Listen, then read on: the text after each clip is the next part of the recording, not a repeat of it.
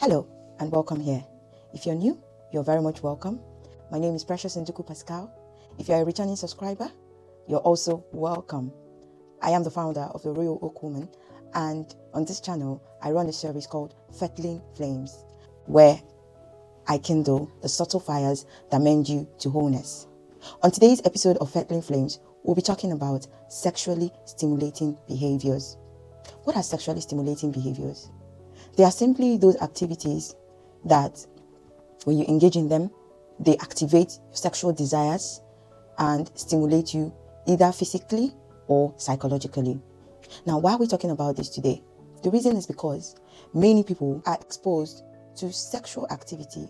Why? Because they have already engaged with sexually stimulating behaviors. Sex is not a bad thing. It's a holy thing created by God for a holy purpose. Very sacred, and it should be honored. However, in our world today, everything, literally everything, has become sexualized. Sex has become a currency in today's world. And if your sexual orientation is poor or misrepresented, you're going to get into a lot of trouble. So we want to talk about those things that one can do that can get them sexually activated before they are ready. I'm going to be telling you 5 of them. Before I go on, I'd like you to click the subscribe button, like and share this video. You just might help someone out there. So, let's get to it.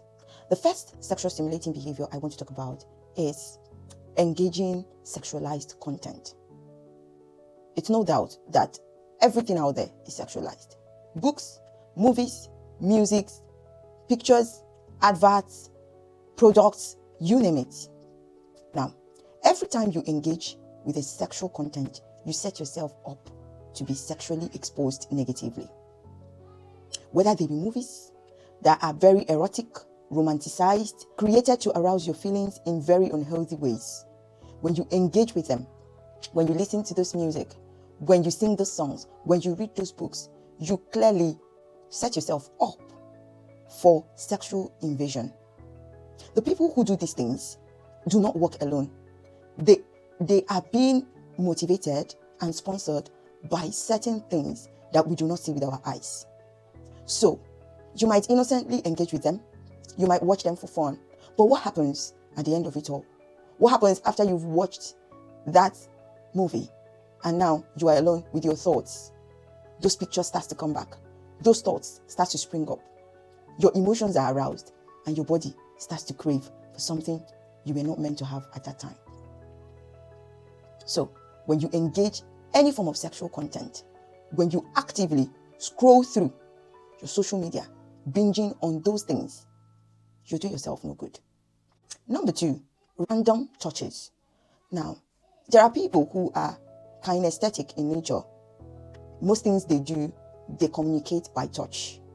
If you're someone who is that kind of person, or you know someone who has such tendencies, the chances are that such people will either be sexually stimulated very easily or easily stimulate others. Touches are powerful. They send signals to the brain, to the mind, and to the body. So every time you are touched, it means something. It says something, and it can culminate into something. These touches may even be between people of same sexes. But if they are not carefully managed, they can cause that person to go into wrongful actions. Now, when it comes to touch, there must be boundaries. There is a way to greet a person. There is a way to engage with a person, especially if they are of a different gender than you. It is carelessness to engage with a person of an opposite gender freely without thinking about the consequences of what that touch, of what that physical engagement could do to that person. Someone can leave you with a hug, but when they are gone, their emotions are rubbed off on you. When they are gone, you start to think about them. And when such things happen, it means that that person has been sexually stimulated.